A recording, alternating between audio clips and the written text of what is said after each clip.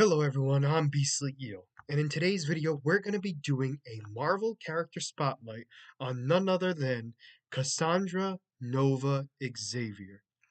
Now, that name should sound familiar to everyone who is really excited about the upcoming movie for the MCU, which is Deadpool and Wolverine. It has been announced that she is the main villain of that movie, and let's get right into her comic book history. So, Cassandra Nova Xavier is what the Shi'ar call Mumdra, which is a spirit that is equal and opposite of a person. However, due to the amazing genetic potential of Professor Charles Xavier, his Mumdra, was able to create a physical form, effectively a twin. While gestating in her mother, Sharon Xavier's womb, Cassandra was recognized by Charles as an evil presence, and he preemptively tried to kill her with his psychic abilities. Cassandra was barely able to defend herself, and the shock of the roiling battle caused Sharon to have a miscarriage. Though the doctors pronounced her stillborn, Cassandra in fact survived and spent the next decades as a growing mass of cells in a sewer wall, building a new body for herself and planning revenge on her brother. When she emerged, Cassandra located a secret wild master mold in the South American jungles that was able to adapt existing technology into a wide variety of lethal sentinel forms. She convinced Trask's cousin, Donald Trask III, to accompany her to the Master Mold, where his voice activated the control protocols. She then killed Trask by merging herself into his body. She dispatched giant sentinels to Genosha, resulting in genocidal massacre of over 16 million mutants, one of which supposedly was Magneto. Her wild sentinels also attacked the X-Wing, downing it with Cyclops, Wolverine, and their passenger Ugly John aboard. The two X-Men subdued Nova, but Ugly John suffered mortal wounds and was mercy killed by Cyclops. Wolverine severed Cassandra's vocal cords, and she was brought to the Institute, where she began to exert her telekinetic and telepathic control over the X-Men, making her way to Cerebra by phasing in an effort to destroy all mutants. Then Emma Frost snapped her neck, stunning Cassandra, because apparently that doesn't kill her, who was finally put down by 6 gunshots by Charles Xavier himself. What no one realized at the time was that just before the shots hit her, Cassandra switched her mind into Charles's body, and vice versa. Using Charles's form, Cassandra outed him and the X-Men to the world and left Earth with Leandra for a vacation. While the Shihar Empire, Cassandra used her powers to take control of the Imperial fleet and began to destroy the Empire from within. Lilandra made for Earth, but Cassandra destroyed the ship and upon arrival back to the Institute, took down the Super Guardians as well. By this point, Cassandra in Charles's body was constructed a psychic monster around herself, seemingly made up of the flailing body parts of all the people she absorbed or controlled. She after beating off all crossed basically everyone that crossed her path. Cassandra again visited Cerebra. She tried to use Cerebra to access the minds of Earth's mutants, but Charles's mind was waiting for her, put there by Jean Grey, and he forced her out of his body. Formless and with no life support, Cassandra flailed about until Emma came in with Cassandra's body. The entity entered it only to be trapped inside, as her real body was dead, and this body was in fact the Imperial Super Guardian shapeshifter stuff.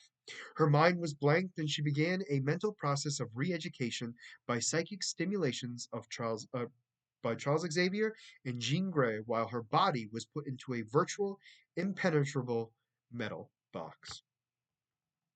When Charles Xavier began his psychic journey to locate Magneto and Scarlet Witch, he traveled through his memories assisted by Doctor Strange. When in his own black bug room, he met various friends and enemies, including Cassandra Nova, who taunted her dear brother before entering the room where Magneto and Scarlet Witch were. Now, at the time, Emma had placed her psyche into the form. Emma had placed Cassandra's psyche into the form of stuff. Nova used her powers in a last act of desperation to plant a suggestion deep inside Emma's mind. She played on her fears, doubts, and guilt to create a psychic delusion in which Emma believed that Nova had recruited her into the Hellfire Club and survived, alongside Sebastian Shaw and Negasonic Teenage Warhead. Emma then tortured the X-Men with illusions and incited Kitty Pryde to release Cassandra from the lockbox. Freed, Nova sought a new host. She tried to possess Kitty's body, but didn't succeed. And before the X-Men could stop her, she was teleported. They were teleported on board the Peak. Sundran from the Sword studied Emma's psyche, and they didn't find any trace of Nova's mind inside of her. Cassandra Nova's mind, sorry. With the revival of Jean Grey, Cassandra began stroking acts of mutant hate crime all around the world through psychic suggestion. She went so far to send Jean a cryptic, threatening message through the Senator of the United Nations before causing the Senator's head to explode, incriminating Jean and her movement for an act of terrorism. Cassandra furthered her goal with the creation of Centonites, microscopic machines developed by Forge while under her control. Once installed into a person's brain, allowed them to detect mutants in their vicinity and sent them into a murderous rage. She infected both normal people and heads of nations. Cassandra also used these Centonites to directly attack the X-Men.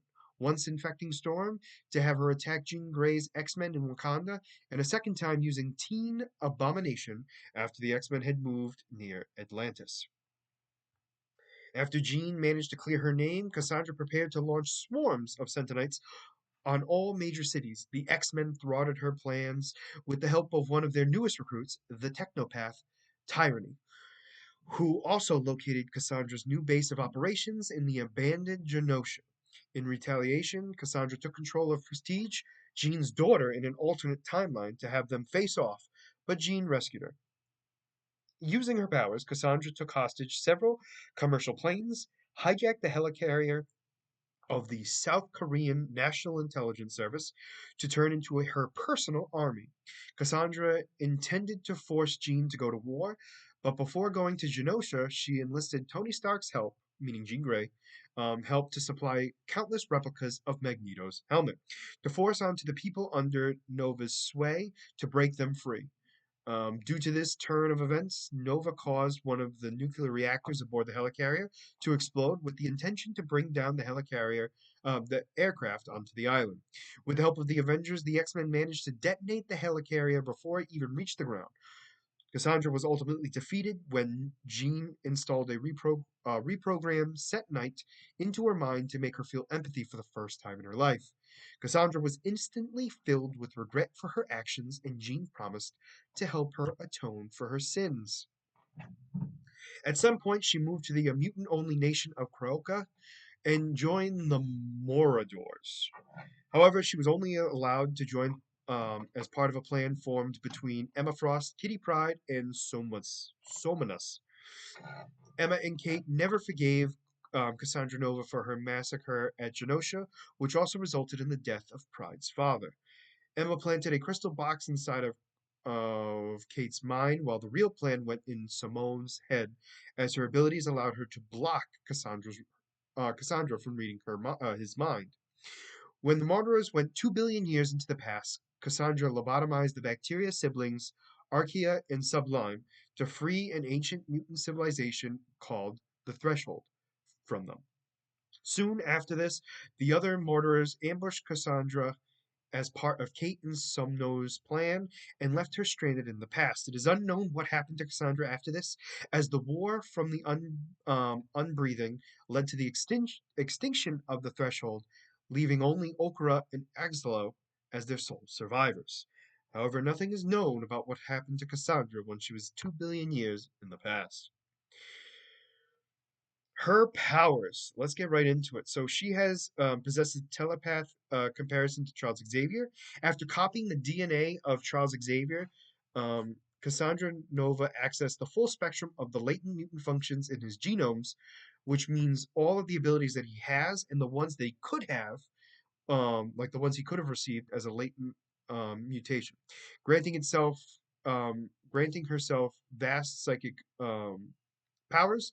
These powers include telepathy, telekinesis, and the ability to release an astral form, which she focuses both her telepathy, and telekinesis, and she has all the powers of the average um, Mumadras as well. She has DNA duplication. She has the ability to copy the DNA of sentient beings and use it to construct physical bodies for themselves. Also capable of accessing the full spectrum of latent mutant functions in one's genome.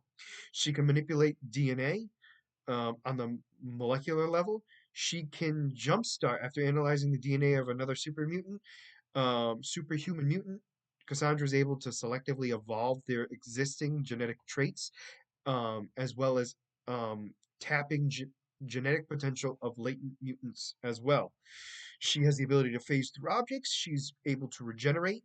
She can use her powers to duplicate Traska's DNA and therefore include herself in the prime command protocols of the Sentinels. I was trying to figure out what that was, and now that makes more sense. She has telepathy. She has the telepathic cloak, where she can basically mask herself from being detected by others. She has mind control, mind possession, mind alteration, psychic shield. She has the ability to erect a psychic shield for protection of herself or others' minds. She can create illusions. She has mental paralysis. She has the ability basically to induce temporary mental or physical paralysis on a mutant. Mental amnesia. Um, she can erase any awareness of particular memories or cause total amnesia of a person or mutant. She can create psionic blasts. She has the astral projection. Um, she has mind. She can transfer her mind to other beings. She has mental detection. She can sense the presence of other superhuman mutants within a small but as yet undefined radius of herself. Um, Basically, she's like Cerebro, but in a very small sense. So without Cerebro, she can't go too far in figuring out where everyone is, but in a certain area around her, she can know who's around her, what they're capable of, and everything else. She's also telekinetic, which allows her to fly and everything else. Her weakness happens to be Magneto's helmet, which blocks psychic abilities overall. Now, those are her abilities and weaknesses. As always, Marvel does a power grid out of 7. Her intelligence is a 3 because it is learned. Her strength is a 1 because it is weak. Her speed is a 2 because it is normal. Her durability is a 4 because she can regenerate. Her energy projection is a 5 because it's a long range, and her fighting skills are a 1 because they're considered to be poor. Overall, I'm very much looking forward to seeing where we get this character in the MCU. Like what version are we getting? Are we getting a brand new storyline, or is it literally the one I just gave you? Also, a lot of this parallels what was happening in X-Men 97, which made everyone think that Cassandra Nova was going to be the big bad in X-Men 97. However, obviously it was Bastion, but it was still a nice nod to Cassandra Nova. But it seems like a lot of the stuff that she's done was in um, X-Men 97, like, but it was done in a very different way, obviously, and not with her. So it'll be interesting to see what happens in the future. Overall, very excited about Deadpool and Wolverine as everyone else is, let's be honest, but I'm also very excited to finally see an evil version of Charles Xavier. Let me know what you guys think about this character in the comments down below. And if there's a character you'd like me to do a character spotlight on, whether it be DC, anime, any cartoon show, I don't care, um, or Marvel as well, please let me know in the comments down below and I'll do my best to do so. As always, if you like the content you see, please make sure to like and subscribe down below. Other than that, this is going to be Beastly Eel signing out. Have a great night.